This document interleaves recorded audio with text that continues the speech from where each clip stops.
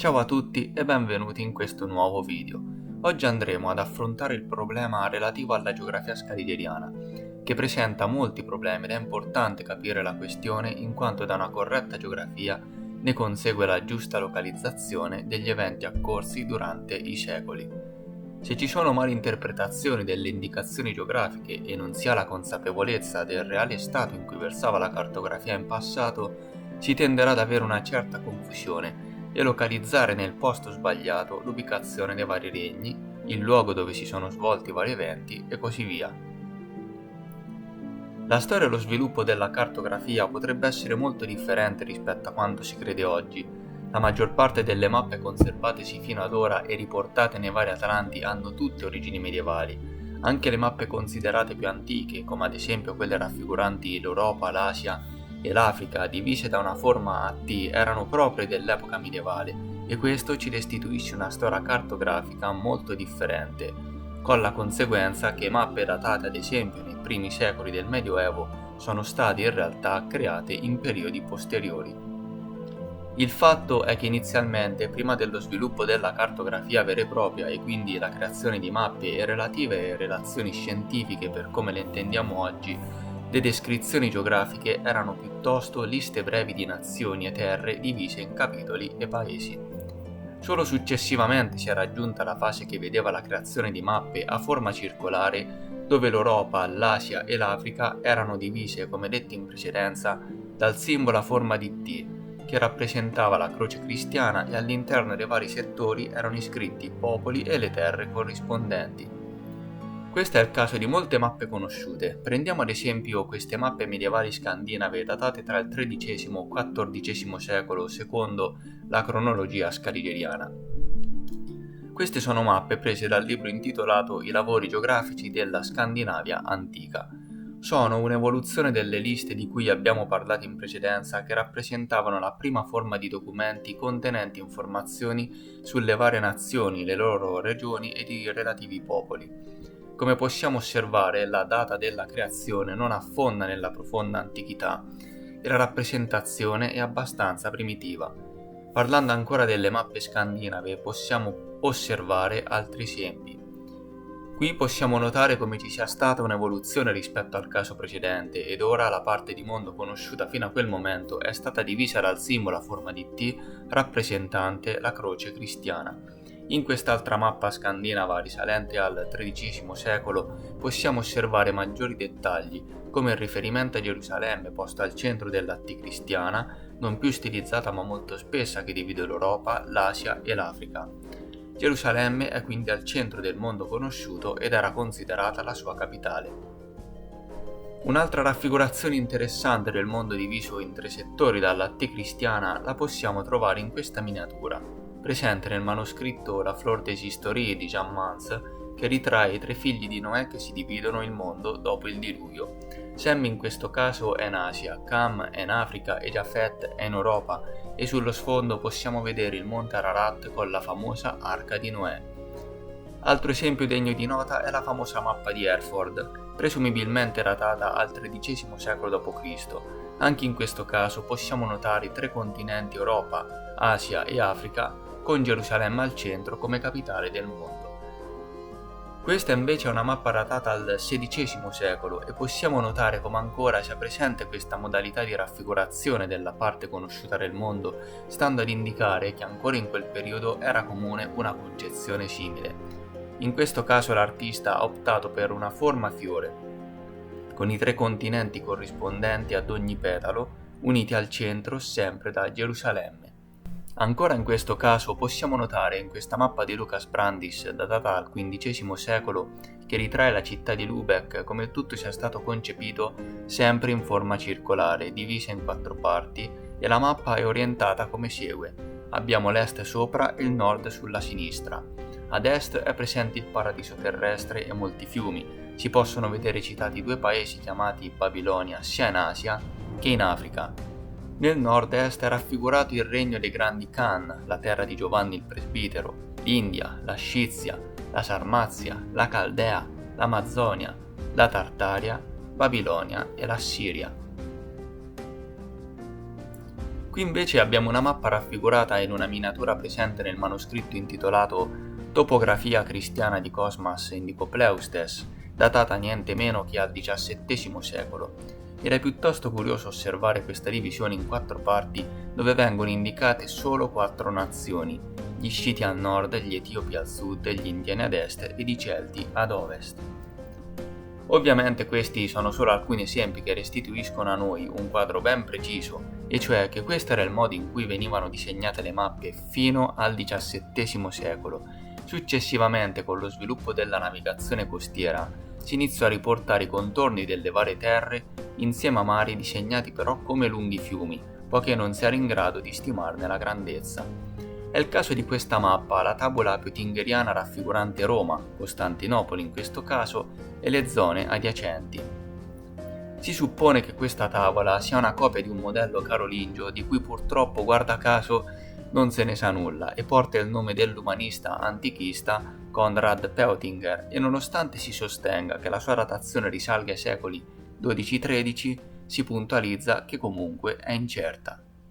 A questo punto c'è da ribadire un fatto importante che deve essere tenuto in considerazione quando si vogliono localizzare in modo preciso i vari eventi passati, cosa che non è stata fatta volutamente, aggiungerei io, nel momento in cui è stata scritta ed introdotta la versione scaligeriana della storia nel XVII-XVIII secolo, che tra le altre cose ha stravolto molto la geografia del tempo. Come abbiamo visto in precedenza, la mappa raffigurante la città di Lubeck di Lucas Brandis aveva Babilonia sia in Africa che in Asia, e questa condizione era molto diffusa in passato, prima che i nomi geografici vennero fissati solo in epoche più tarde. Solo per fare degli esempi, Napoli, nel senso letterale della sua traduzione, che sta per città nuova, nuova polis quindi, è presente in antiche cronache in più varianti di città. Abbiamo per esempio la Napoli italiana esistente ancora oggi, Cartagine, che nella sua traduzione significa appunto città nuova, la ritroviamo in Palestina, oppure presso gli Sciti come nella raccolta del Museo Storico Statale di Mosca. Anche Costantinopoli o Zargrad, in quanto nuova Roma e quindi nuova città, poteva essere chiamata Napoli. Pertanto, quando in una cronaca si racconta di eventi avvenuti a Napoli, ad esempio, si dovrebbe chiarire precisamente di quale Napoli si tratta. Per quanto riguarda la città di Troia, protagonista dei racconti epici di Omero, la situazione è la stessa. Come sappiamo dalla cronologia scaligeriana, Troia fu distrutta tra i secoli XII e XIII a.C., apparentemente senza lasciare traccia. O meglio, oggi abbiamo solamente quel piccolo insediamento presso l'Ellesponto, ad Isserlik, fatto risalire presumibilmente alla città epica da Schliemann nel XIX secolo. Non ci dilungheremo in questo caso a parlare di questa scoperta, che in realtà è stata oggetto di numerose critiche, sia in quel periodo che negli anni a venire, dove sono stati sollevati molti dubbi sia sulle stesse rovine che sul ritrovamento del famoso tesoro di Priamo, con cui Schliemann avrebbe confermato la scoperta fatta molto tempo prima da Frank Calvert, costretto a fermare gli scavi per mancanza di fondi.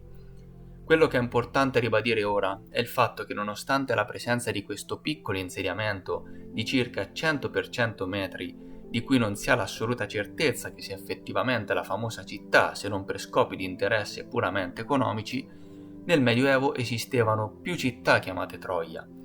Ad esempio, senza andare chissà dove in giro per il mondo, nella stessa Italia, tra l'altro presente ancora oggi, troviamo il famoso comune di Troia nella provincia di Foggia, in Puglia, che godeva di un'ottima reputazione a suo tempo e prese parte a numerosi conflitti medievali. Gli storici medievali bizantini come Niceta Coniata e Niceforo Gregorio parlavano della Troia come città a tutti gli effetti esistente, e siamo solo tra il XII e il XIII secolo d.C. Non solo, molti storici medievali erano soliti identificare Troia con Gerusalemme, stando ad indicare il fatto che una città poteva avere più di un nome. L'autrice bizantina Anna Comnene, parlando ad esempio di Itaca, patria di Ulisse, dichiara inaspettatamente che nell'isola fu fondata una grande città chiamata Gerusalemme. Com'era prendere questa informazione, visto che Gerusalemme non è su un'isola? Secondo la versione scaligeriana, Troia era chiamata anche Ilio. Questo nome è molto simile al secondo nome di Gerusalemme, cioè Elia Capitolina. Ora, nel suo libro Costantinopoli, lo storico turco Celal Essad scrive che nel momento in cui Costantino I doveva fondare la nuova città di Roma, scelse inizialmente il posto dell'antico Ilo. Già qui la somiglianza con il secondo nome di Troia è molto forte. Continuando il racconto dello storico turco, ci viene detto che in seguito l'imperatore cambiò idea e fondò la nuova capitale poco più lontano, sulla sponda occidentale del Bosforo, cioè a Bisanzio. Ora, sulla sponda orientale del Bosforo è presente una vecchia fortezza, chiamata Ioros, che era abbreviazione del nome Gerusalemme, cioè Gerusalemme, poco distante dal distretto di Beykoz, dove è presente a scopo commemorativo la tomba di Yusha, Gesù. Sarebbe forse questo il posto dell'antico Ilo dove Celal Essad ci dice che Costantino I voleva inizialmente fondare la nuova Roma? Rimanendo sempre in Turchia, c'è da dire che anche Costantinopoli aveva più nomi, tra cui, oltre alle già citate Zargrad, che significa città degli zar, da Kar in cirillico, e Nuova Roma, Troia e Gerusalemme. Infatti qui torniamo agli storici bizantini citati prima, che scrivono nel XII-XIII secolo della città di Troia, a volte chiamandola Gerusalemme per riferirsi a Costantinopoli. Come dobbiamo prendere questi elementi? Se l'antichità per come ci è stata raccontata è un riflesso fantasma ed una copia di fatti avvenuti solo in epoca medievale, bisogna forse iniziare a prendere in considerazione il fatto che anche i racconti omerici siano stati creati sulla base di eventi accaduti nel Medioevo, più precisamente tra il XII e XIII secolo, e che hanno visto protagonista Costantinopoli, cioè la Troia del tempo, che si è riflessa addirittura nella Gerusalemme evangelica. Anche il nome Roma era molto diffuso e non era attribuito solo ad una città, che dire poi dell'esistenza della Magna Grecia in Sud Italia. E la città di Toia, in Finlandia, nome molto simile a Troia di cui ci parla Felice Vinci nel suo Omero nel Baltico, di cui consiglio vivamente la lettura, e su cui ci faremo un video a parte. Il nome Babilonia, come abbiamo visto in precedenza nella mappa della città di Lubeck, si trovava sia in Africa che in Asia. Che dire poi della miniatura che raffigura Babele come una città gotica medievale con elementi di architettura musulmana in cui sono presenti Nimrod raffigurato come un gigante che assiste alla costruzione della Torre di Babele presente nel libro Cronaca mondiale di Jean de Courcy. C'è da tenere conto di un altro fattore rilevante quando si va a parlare della geografia e si tratta dell'inversione dei punti cardinali. Dopo l'evoluzione di mappe che rappresentavano le coste delle terre scoperte, si arrivò a mappe un po' più dettagliate, che però presentavano l'inversione dei punti cardinali. Il nord stava a sud e viceversa, così come l'occidente era posto ad est e viceversa. A titolo di esempio possiamo portare la tavola rogeriana, che nel web si trova anche girata, però è una cosa sbagliata da fare, che come potete osservare ha il nord e sud invertiti, così come l'ovest con l'oriente, e questo quando si va a tentare di identificare un luogo di un evento in uno scritto antico, lo si deve tenere in considerazione, poiché possono sorgere confusione e malinterpretazioni fino ad ottenere una geografia completamente stravolta rispetto a quella originale. Possibile che questo fenomeno poteva dipendere dalla direzione in cui i primi viaggiatori europei, secondo la storia documentata, si immettevano in mare. Se uscivano ad esempio da porti situati sulla sponda europea del Mar Nero, del Mare d'Azov o del Mediterraneo, e cioè da una direzione da nord a sud, si trovavano che davanti a loro avevano il sud e dietro il nord. Un capitano musulmano che usciva con la sua nave dal Bosforo verso il Mediterraneo, guardando avvicinarsi le coste dell'Africa alla sua sinistra, aveva l'Oriente e a destra l'Occidente ad esempio. Le prime mappe nautiche furono raffigurate a scopo militare e commerciale con i punti cardinali invertiti. Possiamo mostrare ancora una mappa girata del Mar Nero del portolano genovese Pietro Vesconte in cui viene raffigurata la penisola della Crimea al contrario, con il sud in alto e il nord in basso. Ancora qui abbiamo una mappa sempre di Pietro Vesconte fatta risalire al XIV secolo che raffigura il mar Mediterraneo sempre al contrario con il nord in basso ed il sud in alto. Sempre di Pietro Vesconte sono queste mappe in cui sulla prima viene mostrata la Spagna e una parte dell'Africa girate in cui il nord è in basso e l'oriente è a sinistra, datata probabilmente al XV secolo, e la seconda mostra sia l'Inghilterra che si trova in basso e la Francia che si trova in alto con l'Oriente a sinistra.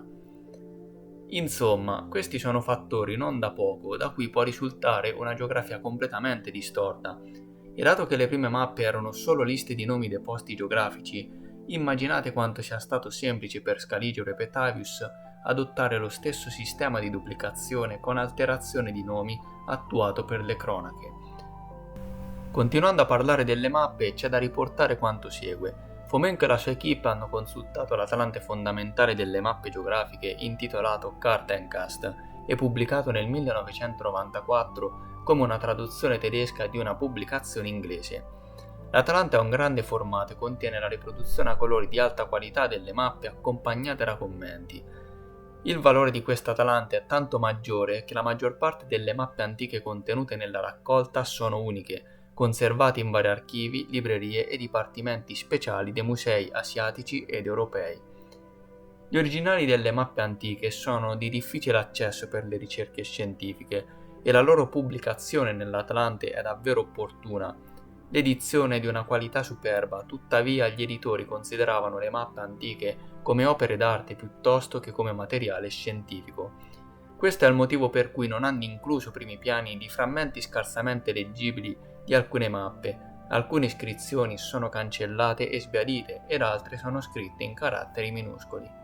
Si ritiene che sia di assoluta necessità pubblicare un Atlante completo di tutte le carte geografiche antiche fino ad oggi disponibili, con ingrandimento obbligatorio di tutti i frammenti poco leggibili, sbiaditi e semi-cancellati. Questo è un compito editoriale formidabile e una tale pubblicazione sarebbe di enorme aiuto per la ricostruzione della vera storia medievale. Tutte le mappe sopravvissute devono essere pubblicate, non singoli campioni, come è consuetudine fare oggi. Sarebbe auspicabile evitare la selezione critica delle mappe da parte degli editori prima della pubblicazione. Nonostante quanto menzionato sopra, l'Atlante è indubbiamente di grande interesse per questa ricerca. Contiene diverse dozzine di mappe medievali e questa quantità è già sufficiente per trarre conclusioni definitive. Sono state selezionate, a proposito, solo le mappe con una buona leggibilità dall'Atlante, come la mappa dell'Europa, del Mediterraneo e dell'Asia.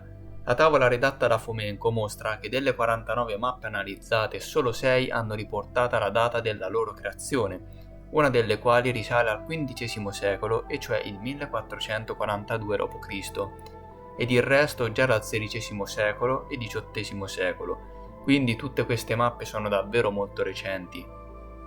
Rimangono in dubbio su 24 mappe le quali contengono caratteri semi-cancellati o indicazioni scritte in minuscolo che non possono essere leggibili.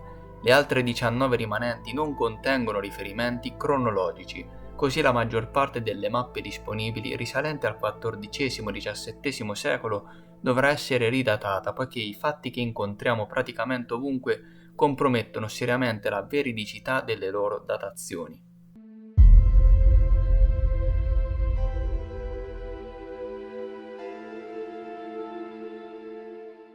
Bene, ora che abbiamo trattato la questione mappe, passiamo alla geografia biblica. Qui l'aspetto si fa interessante perché da un'analisi approfondita possono sorgere nuove interpretazioni sulle quali possano essere stati i luoghi protagonisti degli eventi raccontati nelle sacre scritture.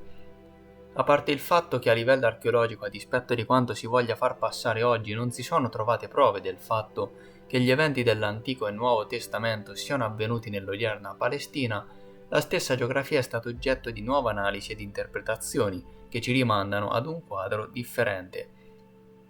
Trovo molto interessanti le ultime ricerche che hanno localizzato la geografia biblica nell'estremo nord e come per Felice Vinci penso che si debba continuare a ricercare in questa direzione, perché a mio parere in quelle zone oggi inabitabili potrebbero essere custoditi molti elementi che ci rimandano ad un passato diverso e messo a tacere, ma che potrebbe contenere la vera origine di tutti i popoli ed indicare soprattutto come la geografia presente al nord in tempi remoti sia stata trapiantata nelle nuove zone colonizzate più a sud della Terra a seguito della fine dell'optimum climatico, la possibile famosa eterna primavera.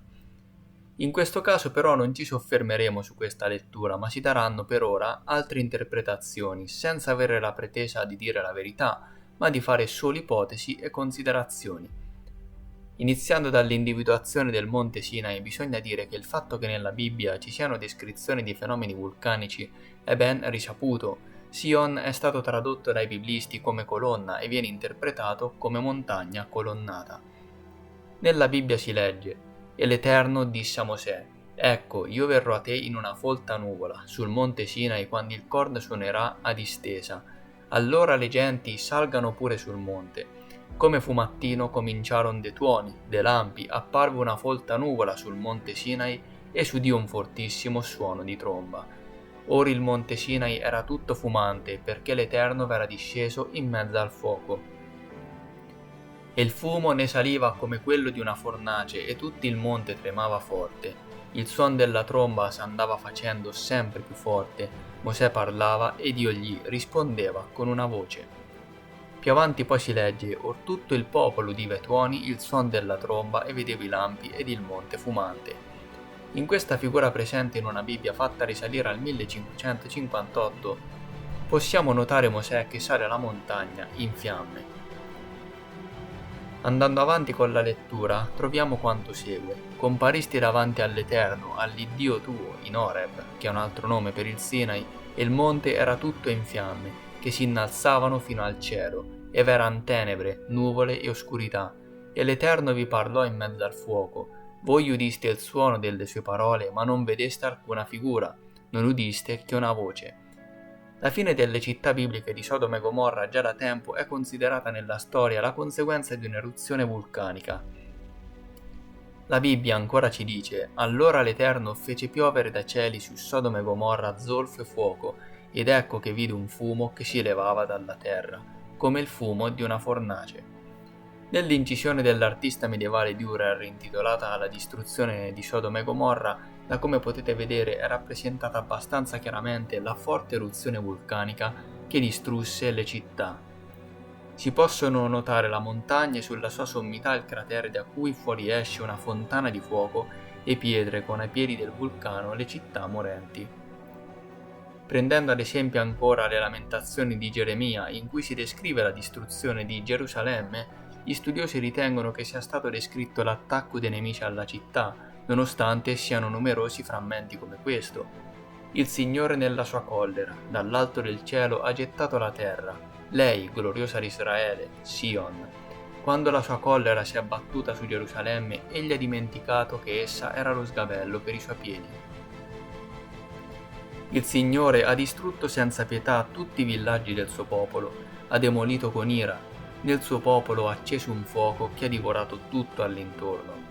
Nei capitoli 3-4 poi si legge di come i sopravvissuti siano più neri della fuliggine e non si riconoscono più per le strade, hanno solo pelle raggrinzita sulle ossa, pelle secca come corteccia d'albero, e il Signore a Sion ha acceso un incendio che ha divorato le sue fondamenta. Da questi passi si evince chiaramente che si stia trattando di un vulcano e la sua eruzione distruttiva, nonostante i teologi insistano sulla natura allegorica di tali scritti. Se si deve quindi cercare un vulcano, l'attuale Sinai in Palestina non soddisfa i requisiti, poiché non lo è mai stato, e la carta geologica dei dintorni del Mediterraneo mostra che nella penisola del Sinai, in Siria e Palestina, non ci sono vulcani attivi e in epoca storica non è mai stato registrato nessun tipo di attività vulcanica. Tutt'altra situazione invece ce l'abbiamo nella nostra Italia, dove sono presenti attività vulcaniche molto potenti, specialmente in Sud Italia ed in Sicilia. E quale vulcano potrebbe fare al caso nostro, presente proprio nell'area del Mediterraneo e che ha fatto registrare fenomeni di intensa attività fino a causare la distruzione di una nota città antica? Ovviamente il Vesuvio, uno dei vulcani più attivi dell'epoca, dove ai suoi piedi si trova Pompei, sepolta dall'eruzione, nonché altre due città distrutte, Stabia, forse Sodoma, ed Ercolano, forse Gomorra. Morozov riteneva che il nome Sinai per il Vesuvio derivasse dal latino antico Sino, il latino sinus, cioè la montagna dell'insenatura, ed il nome Orib dal latino orribilis, cioè orribile. Lo stesso scienziato russo fece un'altra analisi interessante che permetteva di leggere il testo senza vocali di alcuni frammenti della Bibbia nell'ipotesi di una collocazione del monte Oreb Sinai, Sion, in Italia. Riportiamo in merito alcuni esempi presi sempre dalla Bibbia. Il Signore ci ha parlato sull'Oreb, l'Eterno, l'Iddio nostro, ci parlò in Oreb e ci disse: voi avete dimorato abbastanza in queste montagne, voltatevi, partite e andate, nel paese di Cnun, dei Cananei. I teologi hanno vocalizzato Cnun con Canaan e fanno corrispondere il deserto alle coste del lago Morto, però sembra possibile anche un'altra vocalizzazione che vede Cnun diventare Kenua, cioè Genova in Italia. Oppure Canaan potrebbe stare per la terra di Can. Nella Bibbia infatti si legge nel paese dei Cananei e del Libno. Libnun è stato vocalizzato come Libano, ma spesso significa bianco, potrebbe essere riferito ad un monte bianco, cioè montagna bianca, e la terra di Canaan, come detto prima, alla terra di Can. A questo proposito vorrei dire solo che in Italia i famosi Khan dell'Orda russa si stabilirono a seguito della conquista slava del XIII-XIV secolo. Infatti, molte famiglie aristocratiche stanziatesi in Italia hanno origini slave turche, ma su questo ci arriveremo in dettaglio più avanti. Leggendo la Bibbia troviamo ancora: voltatevi, partite e andate fino al grande fiume, il fiume PRT. Questo PRT è stato vocalizzato dai teologi come Eufrate, tuttavia dietro al Monte Bianco accennato prima scorre il Danubio, che ha un grande affluente chiamato Prut. Ancora, poi partimmo dall'Oreb e attraversammo tutto quel grande e spaventevole deserto. In Italia, proprio accanto al Vesuvio, l'Oreb, si estendono i famosi Campi Flegrei, vasta area bruciata piena di piccoli vulcani, fumarole e strati di lava. Ancora la Bibbia dice: levate l'accampamento e passate la valle dell'Arno. Questa combinazione è stata tradotta in Arnon, ma potrebbe trattarsi del fiume ancora oggi esistente in Italia, l'Arno. Poi ci voltammo e salimmo per la via di Basan. La città di Vassan o Vasan è costantemente menzionata nella Bibbia e se vi ricordate la consonante B può diventare B e quindi lo stesso nome può leggersi Basan. Che si possa trattare della città italiana di Bassano, Og, re di Basan, con tutta la sua gente ci venne incontro per darci battaglia ad Adrei, Edrei nella traduzione sinodale. Adria esiste tutt'oggi però e si trova presso le foci del Po chiamato dai latini, LT nelle fonti, come Jordan Eridanus e corrisponde perfettamente con la designazione biblica per il Giordano IRDN. La Bibbia dice ancora: Og, re di Basan, era rimasto l'unico superstite. Ecco il suo letto, Bara, un letto di ferro. Non è forse Rabba, dalla traduzione sinodale. A Ravenna c'è il famoso mausoleo del re gotico Teodorico. Rabba è forse Ravenna e Og sta per re dei Goti. Uno degli accampamenti dei guerrieri di Dio, cioè gli israeliti durante il loro vagabondaggio, fu chiamato Tbre vocalizzato in Tabera secondo la traduzione sinodale. Tbre senza la vocalizzazione ora attribuita potrebbe essere stato in origine il termine TVR, cioè il Tevere italiano. Possibile quindi che alcuni degli eventi descritti nella Bibbia, e precisamente il viaggio degli israeliti guidati da Mosè e la successiva conquista della terra promessa sotto la guida di Gesù Navid non si sia verificato nell'odierna Palestina, ma in Italia? Nella Bibbia si parla molto poi dell'antica Fenicia e delle sue città Tiro e Sidone. Se però si interpreta quanto scritto nella Bibbia come il racconto di fatti accaduti in tempi medievali, sappiamo che la Repubblica Marinara di Venezia la faceva da padrona al tempo. Venesia poteva essere letta come Venezia nella versione romanica, ma anche come Fenechia o Finicia in germanico. Nella pronuncia in tedesco la lettera V è V, mentre i suoni Z e K venivano spesso scambiati. Pensiamo, come detto in precedenza, a Cesare, nell'accezione latina con il suono duro Caesar, e Cesare in russo si evolve in C, pronuncia italiana, Z, da cui zar, traslitterazione dal cirillico Kar. Pertanto la Fenicia biblica è in realtà la potente Repubblica Marinara di Venezia. Insomma, come abbiamo visto, dando uno sguardo critico, abbiamo trovato delle possibili corrispondenze di quella che può essere stata in realtà la corretta ubicazione di parte degli eventi raccontati nella Bibbia e che vede l'Italia protagonista. Ovvio che per contestualizzare il tutto c'è bisogno di scendere ancora di più nel dettaglio e quantomeno conoscere quella che potrebbe essere stata la tradizione storica di riferimento nel Medioevo, che poi è stata allungata di netto e quadruplicata. Per ora possiamo dire che queste ipotesi non sono a mio avviso così assurde, tanto che se si guarda con occhi differenti vari indizi presenti ancora oggi, si possono trovare delle corrispondenze interessanti, come quella del log biblico, che potrebbe stare benissimo per Goti e quindi non essere un nome vero e proprio di persona, ma indicante uno status, cosa molto frequente nelle fonti in cui aggettivi e soprannomi, magari riferitesi ad uno stesso personaggio, sono stati considerati attribuiti a persone diverse e quindi si sono create più identità della stessa. E immaginate quanto possano essere state allungate le linee dinastiche con questo meccanismo. Insomma, ancora una volta siamo di fronte ad un altro aspetto che non va sottovalutato e che rappresenta un altro problema insito nella cronologia scrigeriana, e cioè la geografia. Andando ad analizzare gli scritti antichi tenendo in considerazione di tutto quello che abbiamo detto ad esempio, sono sicuro che potremmo trarne un'interpretazione più fedele, quantomeno della localizzazione dei vari eventi, che a mio avviso darebbe una lettura molto più chiara della situazione geopolitica di oggi e perché siano al centro dell'attenzione proprio questi due stati.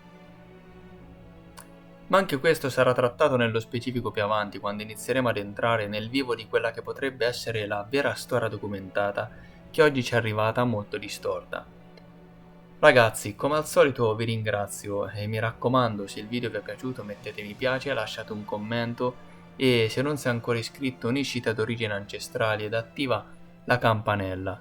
Inoltre vi ricordo di iscrivervi al mio canale Telegram, lascerò il link in descrizione.